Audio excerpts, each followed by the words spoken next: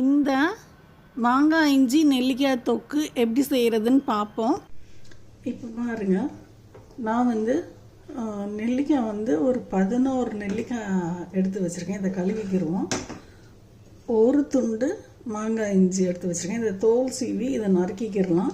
3 எலுமிச்சம்பழம் எடுத்து வச்சுருக்கேன். தேவைன்னா யூஸ் பண்ணிக்கிடலாம். இப்போ இதை தொடச்சிட்டு நறுக்கிட்டு வரேன்.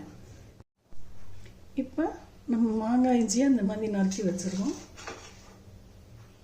நெல்லிக்காய் இந்த மாதிரி நறுக்கியிருக்கோம். இது இந்த கொட்டை தேவையில்லை, இதை கீழே போட்டுடலாம். இப்போ இதை மிக்சியில் ஒரு சுற்றி எடுத்துக்கிடலாம்.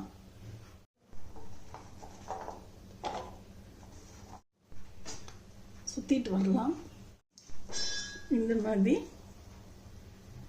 நம்ம துருவிருக்கோம். இதை நம்ம அளந்துக்கிடுவோம்.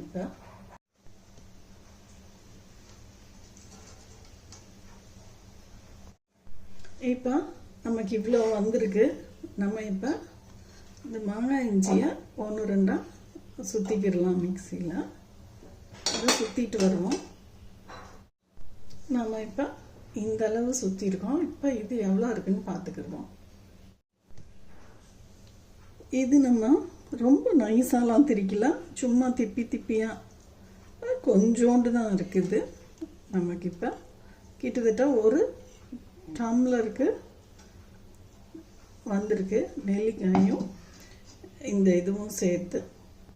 இப்போ நமக்கு இந்த ரெண்டும் சேர்ந்து நெல்லிக்காயும் மாங்காயும் சேர்த்து ஒரு டம்ளர் வந்திருக்கு. பொதுவாக ஊறுகாய்க்கு 16ல் ஒரு பங்கு தான் நம்ம உப்பு போடுவோம்.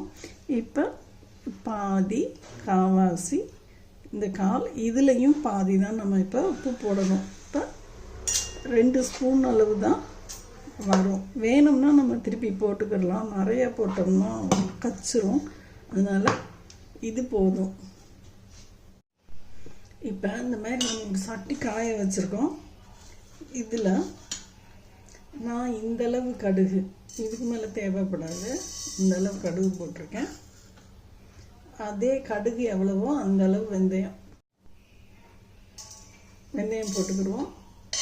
இது நல்ல வாசம் வர்ற வரைக்கும் வறுத்துக்கிடலாம்.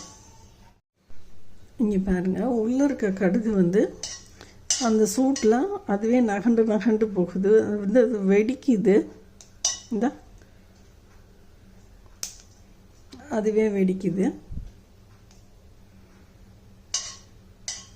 இது போதும். நான் அடுப்பை ஆஃப் பண்ணிடுறேன். கொஞ்ச நேரம் இந்த சூட்டில் இது இருக்கட்டும். இப்போ இந்த உப்பை நம்ம இதில் போட்டுக்கிடலாம். இப்போ நம்ம இந்த சட்டி இங்கே வச்சுருக்கோம். இதில் இருக்குது கடுகும் வெந்தயமும் இருக்கட்டும். இப்போ இந்த ஊறுகாய்க்கு நான் இப்போ 1/4 பங்கு இந்த அளவு இது நான் கடலெண்ணெய் எடுத்து வச்சுருக்கேன். நீங்கள் நல்லெண்ணெய் எது வேணால் யூஸ் பண்ணிக்கிடலாம்.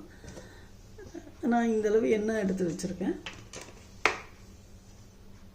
இந்த ஒரு டம்ளருக்கு 1/4 பங்கு எண்ணெய் எடுத்து வச்சுருக்கேன். வேணும்னா திருப்பி எண்ணெய் ஊற்றிக்கிடலாம். நம்ம இந்த கப்பில் எடுத்து வச்சிடறோம். இப்போ இதை நம்ம நுணுக்கிட்டு வந்துடலாம். இப்போ நம்ம அடுப்பு பற்ற வச்சிடறோம். இந்த 1/4 டம்ளர் எண்ணெயை அப்படியே ஊற்றிக்கிடலாம் ஃபுல்லும். நமக்கு இப்போ கொஞ்சோண்டு கடுகு போட்டுக்கிடுவோம். கடுகு வெடிக்குது. நம்ம இந்த துருவனை போட்டுருவோம். இதை நல்லா கிண்டிக்கிடுவோம்.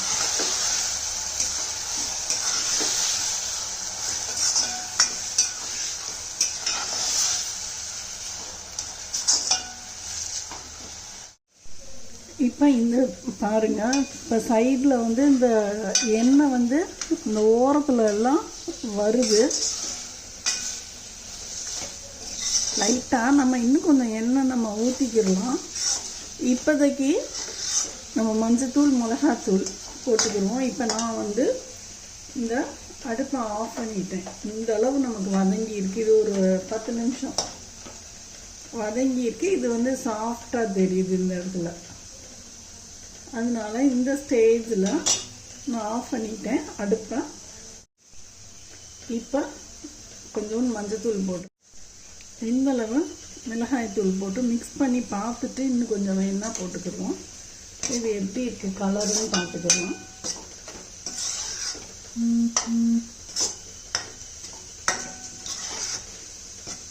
நீங்கள் டேஸ்ட் கூட பண்ணி பார்த்துக்கோங்க எப்படி மிளகாத்தூள் இருக்குது, எந்த அளவு நமக்கு தேவைன்னு சொல்லி.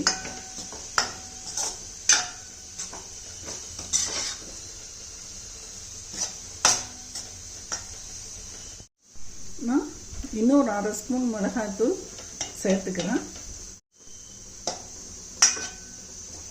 அப்படி கிண்டிக்கிடலாம். இது வந்து அடுப்பு ஆஃபில் தான் இருக்குது. ஆஃப் பண்ண அடுப்பில் தான் நம்ம கிண்டிகிட்டு இருக்கோம்.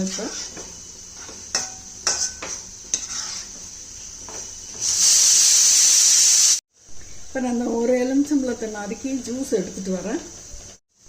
இப்போ நம்ம ஒரு பழம் புளிஞ்சிருக்கோம். இதை நம்ம ஊற்றிக்கிடுவோம். இப்போ இந்த வெந்தயமும் கடுகும் இருக்குல்ல, அதில் வந்து ஒரே ஒரு பிஞ்சு மட்டும் எடுத்து போடுறேன். போட்டு மிக்ஸ் பண்ணிக்கலாம். இது வந்து அடுப்பு ஆஃப் ஆகி தான் இருக்குது.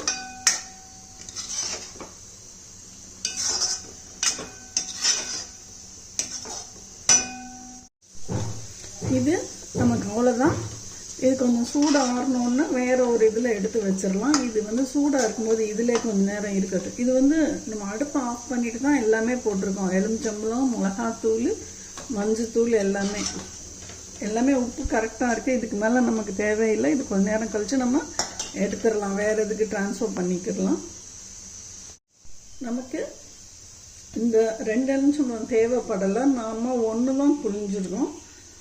நீங்கள் இன்னும் கொஞ்சம் புளிப்பு வேணும்னு ஃபீல் பண்ணிங்கன்னா இன்னும் கொஞ்சம் எலுமிச்சம்பழம் புளிஞ்சு இன்னும் கொஞ்சம் மிளகாத்தூள் இந்த மாதிரி போட்டுக்கிடலாம். நான் இந்தளவு போதும் அப்படின்னு சொல்லி பார்க்குறேன். பாருங்க, நமக்கு வந்து ஆயில் கரெக்டாக இருக்குது. வேணால் நீங்கள் எக்ஸஸ் நீங்கள் ஆயில் ஊற்றிக்கலாம். நம்ம ஃப்ரிட்ஜில் வச்சுக்கிறதுனா இந்த ஆயில் போதும், இதுக்கு மேலே நமக்கு தேவையில்லை. இதுவே நமக்கு வந்து ஒட்டானதாக இருக்குது. நமக்கு சக்தி இல்லை. இந்தளவு நமக்கு வந்திருக்கு. நமக்கு செம்ம எம்மியாக சூப்பராக இருக்குது. டேஸ்ட் வந்து செம்ம எம்மியாக இருக்குது. நீங்களும் இது ட்ரை பண்ணி பார்த்துட்டு சொல்லுங்கள் ஃப்ரெண்ட்ஸ். பாய்.